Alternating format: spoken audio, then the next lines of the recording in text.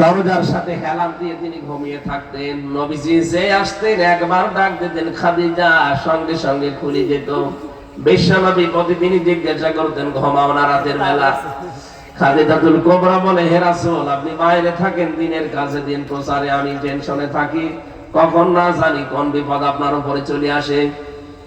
বাড়িতে আসার পরে যদি বারবার ডাকতে থাকেন, উঠতে আমার দেরি হয়ে যেতে পারে, এজন্য যতক্ষণ আপনি বাড়ি না আসেন ততক্ষণ ঘুম লাগলেও আমি দরজার সাথে হেলান দিয়ে ঘুমাই।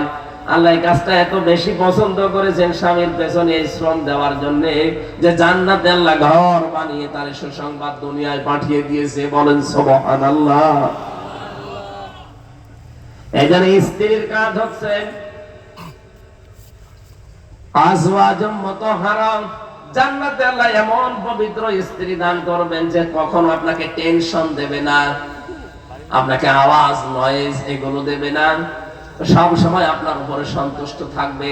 এরকম বউ পাওয়া যে কত বড় নিয়ামত। ওয়ারিদওয়ানুম মিনাল্লাহ, সবচাইতে বড় বিষয় আমার আল্লাহ নিজে তার সন্তুষ্টি প্রকাশ করবেন। বলেন সুবহানাল্লাহ। আমি শফিক সাহেবের বাড়িতে গেলাম মেহমান হিসাবে, উনি আমারে নিলেন। বাড়িতে যে সালাম দেওয়ার পরে বসিয়েছে, উনি যদি আমার উপরে রাজি খুশি না থাকে, ঠিক আছে এসেছে আর করব কি, খাবারের থালা প্লেট নিয়ে বসে খা নে, আমার খুব ভালো লাগবে। আরে মেহমান হিসাবে আল্লাহ তোমাকে নিয়েছে, খাবারও দেবে, যদি ওই রকম নে খা এরকম না বলে মাছের কলিজা দিয়ে নিজের কুদরতি হাতে তুলে তুলে আপনাকে খাওয়ায়, আর বলে মেহমানেরা আজকে থেকে আমি তোমাদের উপরে খুব বেশি খুশি হয়ে গেলাম, তখন মেহমান খেয়ে থাক না খেয়ে থাক এমনিতেই পেট ভরে যাবে। আল্লাহ বলেন জান্নাতে তো নিয়ামত এমন ভাবে রেখেছি যে জান্নাতের নিয়ামতে কোনোদিন ওর কোনো আফসোস থাকবে না। ওয়ালাকুম ফিহা মা তাশতাহি আনফুসুকুম ওয়ালাকুম ফিহা মা তাদউন নুজুলাম মিন গফুরির রহিম। আমি জান্নাতটা এমন ভাবে বানিয়েছি যে চাওয়ার আগে জিনিস পাওয়া যাবে।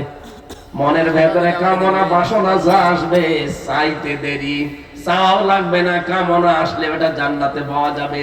এটা আমরা 100% বিশ্বাস করি তো করি। তাহলে দুনিয়ার এই বিষয়গুলো পরিমিত করা লাগবে, ব্যবহার করবেন ঠিক, কিন্তু পরিমিত করা লাগবে। একেবারে ছেড়ে দিলে আপনি তো চলতে পারবেন না। রব্বুল আলামিন বলেন বহু মানুষ এমন আছে তারা দুনিয়াকে বলে আমার দিয়ে দাও, কিন্তু আমি আখিরাতে তাদের জন্য একটা অংশও বাকি রাখি না, কারণ তারা আখিরাত চায় না। কিন্তু আমার মুমিন বান্দা বান্দী যারা, এই মানুষগুলো দুনিয়া চায়, আখিরাতও চায়, আর জাহান্নাম থেকে বাঁচতে চায়। এখন দুনিয়ায় আমরা যারা হাসানা চাই, কল্যাণ চাই, এখানে যারা হাজী সাহেব আছে প্রত্যেকটা হাজী দেখবেন রুকনে ইয়ামিনী থেকে হজরে আসওয়াদ, এই জায়গাটা পার হওয়ার সময় আল্লাহর কাছে বলে রব্বানা আতিনা ফিদ দুনিয়া হাসানা, হে আল্লাহ দুনিয়ায় হাসানা দাও। দুনিয়ায় আমরা যারা এতদিন এই দোয়া করেছি, আমি নিজেও তো প্রতিদিন এই দোয়া করতে আছি যে দুনিয়ায় হাসানা দাও, এখানে আমরা করি না। এক কথা বলেন না কেন? যারা এই দোয়া করেন যে আল্লাহ দুনিয়ায় হাসানা দাও, দুনিয়ার হাসানা কি? তাফসীর থেকে আমি শোনাচ্ছি এবার। দুনিয়ার হাসানা আমি পেয়েছি 16টা। কেউ যদি দুনিয়ার হাসানা পেতে চায় তাহলে কয়টা জিনিস পাওয়া লাগবে? আরো জোরে বলেন। আপনি দেখেন তো পেয়েছেন কিনা। এতদিন ধরে দোয়া করছেন যে দুনিয়ায় হাসানা দাও, তো দুনিয়ার হাসানা কি? দুনিয়ার হাসানায় 16 নম্বর 16টা জিনিস পাবেন। 10টা জিনিস দুনিয়ার হাসানা, আর আখিরাতের হাসানা 5টা। ওয়াকিনা আযাবান্নার, জাহান্নাম থেকে বাঁচার উপায় একটা। 10 5 আর 1 সব মিলে কত? আরো জোরে। এই দোয়াটা সে জন্মের পর থেকে করছি আমরা এতদিন, আজও করছি, কিন্তু আসলে পেয়েছি কিনা দোয়ার যে কথাগুলো বলা হয়? এবার মেলাবেন আপনার দোয়া কত দূর কবুল হয়েছে। 1 নম্বরে দুনিয়ার হাসানা হচ্ছে কোরআনে কারীম পাওয়া। এখন প্রশ্ন আসতে পারে কোরআন তো পেয়েছি না, কেউ যদি কোরআন পায় তাহলে তার 4টা জিনিস পাওয়া লাগবে। আপনারা কি চলে যাবেন নাকি? আছেন তো? এটা আছে সূরা বাকারার 221 নম্বর আয়াতে, আল্লাযীনা আতাইনাহুমুল কিতাবা ইয়াতলুনাহু হাক্কা তিলাওয়াতি উলাইকা ইউমিনুনা বিহি ওয়া মান ইয়াকফুর বিহি ফাউলাইকা হুমুল খাসিরুন। বলেন আল্লাহু আকবার। আল্লাহ বলেন, আমি যাদেরকে কিতাব দিয়েছি, যারা আমার কিতাব পেয়েছে, এই মানুষগুলো তার হক আদায় করে তেলাওয়াত করে। হক আদায়ের বিষয়ে আমি 4টা বিষয় দেখেছি তাফসীরে। 1 নম্বরে শুদ্ধ করে পড়া, 2 নম্বরে ওটা বোঝা, 3 নম্বরে নিজের প্র্যাকটিক্যাল জীবনে ওটা আমল করা, কাজ করা অনুযায়ী, 4 নম্বরে ওটা যেন মানুষ মানতে পারে সেই ব্যবস্থা করে দেওয়া। এখানে আমরা যারা আছি হয়তো কোরআন শুদ্ধ করে পড়তে পারি, 1 নাম্বার পেলাম। 2 নম্বরে হয়তো আমরা বুঝি কম বেশি, 3 নম্বরে আমার প্র্যাকটিক্যাল লাইফে কম বেশি আমরা মানতে পারি, 4 নম্বরে এটা আমি মানুষকে মানাতে চাই, এইটাই আমরা অনেকে নেই। কথা বলছে না কেন? এটা আমি মানুষকে মানাতে চাই, এরকম পরিবেশ তৈরি করা লাগবে না?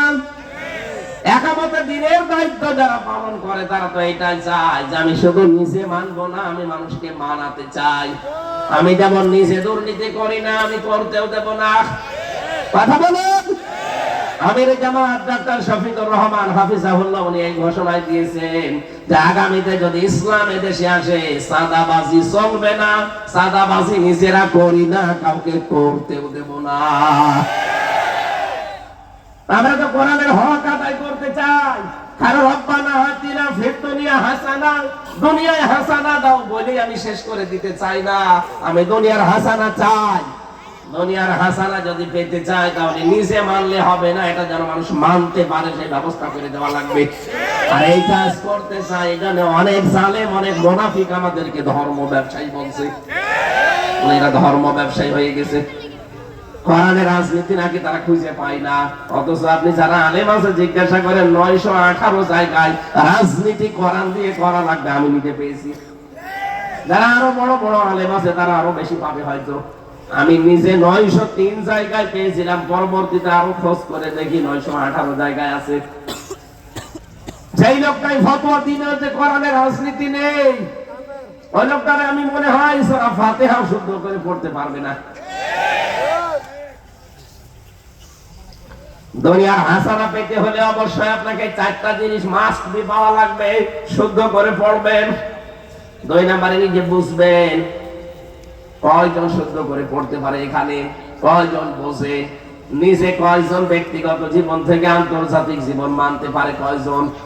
4 নাম্বারটা তো আরো কঠিন, যেটা আমি মানুষকে মানাতে চাই, সেই পরিবেশ তৈরি করে দিতে চাই। এমন পরিবেশ তৈরি করব শিক্ষা ব্যবস্থায়, চিকিৎসা ব্যবস্থায়, জান গাছে ঔষধ লিখবে না ডাক্তারেরা। অনেকে বিভিন্ন জায়গা আর হাল হাদিয়া তৌফা পেয়ে এমন এমন ঔষধ লেখে, ঔষধে কাজ তো হয় না, রোগ আরো বাড়ে। এটা এমনি না, কারণ ওই যে ঔষধ কোম্পানির লোক এসে ওরে আগেই বিভিন্ন জিনিস হাদিয়া তৌফা দিয়ে গেছে, বলে যে স্যার এই ঔষধটা লিখবেন, ও কাজ হয় হোক না হয় না হোক, আগে থেকে তো গাড়ি পেয়ে গেছে। এরকম ডাক্তার দেশে নেই? কেন? ডাক্তার যদি শাহিদ জব্বারের মতো ডাক্তার বানাতে পারতেন এই দেশে, ডাক্তার মতিয়ার রহমানের মতো ডাক্তার বানাতে পারতেন, আপনি সারা দুনিয়া দিয়ে দিলেও জীবনও আপনার মন মতো ঔষধ সে লিখবে না। রাজশাহীর ডাক্তার ফাতেমা সিদ্দিকার মতো ডাক্তার বানান, সারা বাংলাদেশ লিখে দেবেন, তারপরও আপনি উল্টা পাল্টা ঔষধ লিখবে না। অথচ কত ডাক্তারের দেখি সব বেতন দরজা দিয়ে দেওয়া থাকে, আগে থেকে সব পেয়ে যায়, এমন ঔষধ লেখে রোগী বাঁচানোর তাগিদার মরে যায়। এজন্য সব বিভাগগুলো মুক্ত করা লাগবে, যেন মানুষ এখানে আল্লাহর বিধান মানতে পারে, সেই ব্যবস্থা আমি করতে চাই। আর আমার যতটুকু বিশ্বাস, একামতে দিনের দায়িত্ব যারা এদেশে পালন করে তারা এইটাই চায় যে আমি নিজে মানবো তা না, আমি মানুষকে মানাবো। কথা বলেন ঠিক কিনা? এটা যদি আপনার কাছে রাজনীতি মনে হয়, হ্যাঁ এটাই আমার রাজনীতি। আমি কোরআন নিজে পড়বো শুদ্ধ করে, আমি বসবো, আমি নিজে মানবো, আমি মানুষকে মানাবো। বলেন, এটা মানুষকে মানাতে গিয়ে যদি ঝামেলা হয়, হ্যাঁ আমার ঝামেলা হবে। যদি এর জন্য দল করা লাগে আমি দল করব, এর জন্য যদি মিছিল করা লাগে মিছিল করব, যদি ভোট দেওয়া লাগে ভোট দেব। কারণ আমি চাই কোরআন মানুষ যেন মেনে নিতে পারে, সেই পরিবেশ দরকার না? হাজারো জায়গায় কোর্টে যাবেন, কুমিল্লার কোর্টে, কোর্টের ইট পর্যন্ত টাকা চায়। বেশি বললাম? কোর্টের ইট না, কোর্টের ম্যাজিস্ট্রেট পর্যন্ত টাকা চাইতে পারবে না, এরকম কোর্ট পৃথিবীতে নবীজি বানিয়েছিলেন। সেই রকম কোর্ট তো আমরাও বানাতে চাই। রব্বুল আলামিন বলেন, যারা দুনিয়ার হাসানা চাও, এইটা এখানে বসেন। 2 নম্বরে কোরআনের হেদায়েত আপনাকে পাওয়া লাগবে। 3 নম্বরে পরিশ্রম করতে পারা, এটা দুনিয়ার হাসানা। আজ আমরা বসে খেতে চাই না, শ্রম দেওয়া লাগবে। লাকাদ খালাকনাল ইনসানা ফি কাবাদ, অবশ্যই আমি আল্লাহ মানুষকে বানিয়েছি কঠোর পরিশ্রমের পর পরিশ্রম দিয়ে। আপনার বাবার স্ফলিঙ্গ দিয়ে যখন এই দ্রুত গতিতে বীর্যটা বের হয়ে যায়, বিজ্ঞান এখন কম্পিউটারে দেখতে পাচ্ছে 1 ফোঁটা নাপাক পানির ভেতরে 40,000 আমির হামজা তৈরি হওয়ার ক্ষমতা আছে 1 ফোঁটা নাপাক পানির ভেতরে। ফালিয়ানজুরিল ইনসানু মিম্মা খুলিকা মিম্মা দাফিক ইয়াখরুজু মিন বাইনিস সুলবি ওয়াত তারাইব। এই 1 ফোঁটা নাপাক পানি যখন বাবার স্ফলিঙ্গ দিয়ে মায়ের রেহেমের ভেতরে পড়তে থাকে, এই জরায়ু থেকে এই দেওয়াল ধাক্কা দিতে দিতে যায় একেবারে যেই ফিকরার মাকিন যেটা আছে, ওখানে যাওয়ার আগে অনেকে হয়তো পড়ে যায় দেওয়ালের সাথে ধাক্কা লেগে। আল্লাহ বলেন, আমি তোকে এই যে কঠোর পরিশ্রম দিয়ে এখান থেকে নিয়ে একেবারে জায়গা মতো পৌঁছিয়ে দিলাম। কতগুলো তো পড়ে গেছে, আসতে পারে না পর্যন্ত। এই পৃথিবীতে একজন মহিলার কেবল 13টা সংখ্যান ওই জায়গায় পৌঁছিয়েছিল। ক্যালিফোর্নিয়ার এক মহিলার 13টা বাচ্চা হয়েছে, কারো 2টা 3টা 5টা 7টা পর্যন্ত হয়। তার মানে আমি ওখান থেকে পরিশ্রম আরম্ভ করেছি, আমাকে কেউ টলাতে পারেনি। আমি কিন্তু 39,999 জনকে পেছনে ফেলে আমার মায়ের ওই কারারিম মাকিন সুরক্ষিত স্থানে আমি একা পৌঁছিয়েছিলাম। আমি হামজা, আমি শফিক। কথা বলেন না কেন? ওখান থেকে শেষ করে দেয়নি। 40 দিন আমাকে পাল্টিয়েছে, আমাকে পাল্টাতেছে। বহু রকমের চেষ্টা সাধনা আমার উপর দিয়ে গিয়েছে। আমার খাবারের উদ্রেক দেখা দিয়েছে। আল্লাহ পাক বলেন, খাবারের সময় আমি না পাক খাবারটা তোর মুখ দিয়ে দিতে পারতাম, ওই রক্তটা দেইনি। নাভির ভেতর দিয়ে আমি আল্লাহ পাস করে দিয়ে তোকে বাঁচিয়ে রেখেছি। আমি জানাতে চাই দুনিয়ায় যে এই মুখ দিয়ে যেন কোনো নাপাক জিনিস দিবি না। মানুষের জিনিস চুরি করে খাওয়া এটা নাপাক না? না বলে খাওয়া, না বলে নেওয়া, এর নাম চুরি। এটা দেশে নেই। এটা যে দেশে আছে, যে দুপুর বেলাতে মোবাইল চুরি করলো, এইটা এটার প্রমাণ। না বলে নেওয়া, না বলে খাওয়া, এর নাম কি? এটা করা যাবে না। এটা যেমন শুকুরের গোশত, যেমন না বলে খাওয়া, না বলে নেওয়া জিনিস ওই রকমই। শুকুরের গোশত হারাম, পায়খানা হারাম, এইটাও হারাম। এই নাপাক জিনিস যেন আপনার এই মুখে প্রবেশ না করে। তার মানে দুনিয়ার কল্যাণ হচ্ছে পরিশ্রম করতে পারা। যদি শ্রম দিতে পারেন, পরিশ্রম করতে পারেন, বুঝবেন আপনি দুনিয়ার হাসানা পেয়েছেন। আপনি শ্রম দিতে পারেন, আপনার মেধার শ্রম আছে, আপনার শরীরের শ্রম আছে, আপনার যোগ্যতার শ্রম আছে, আপনার লেখাপড়ার শ্রম আছে, আপনার ক্ষমতার শ্রম আছে। কত জায়গায় শ্রম লুকিয়ে আছে, আপনি একটাও দেন না, শুধু বসে বসে খান।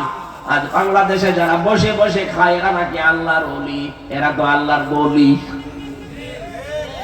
48,000 দরবারে যারা বসে বসে খায়, পীর নাম নিয়েছে, আল্লাহর ওলি নাম নিয়েছে। কে বলেছে আল্লাহর ওলি? আল্লাহর ওলি তো আল কাসিম ও হাবিবুল্লাহ, যারা শ্রম দিয়ে খায়। কাজ করে খাওয়া লাগবে আপনাকে, কারণ যত ছোট হোক অসুবিধা নেই। কিছু মানুষের অভ্যাস হয়ে গেছে, কাজ করবে না, শুধু বসে বসে খাবে। কাজ করে খাবেন আপনি, শ্রমের যে ঘাম ঝরবে। নবীজি বলেন,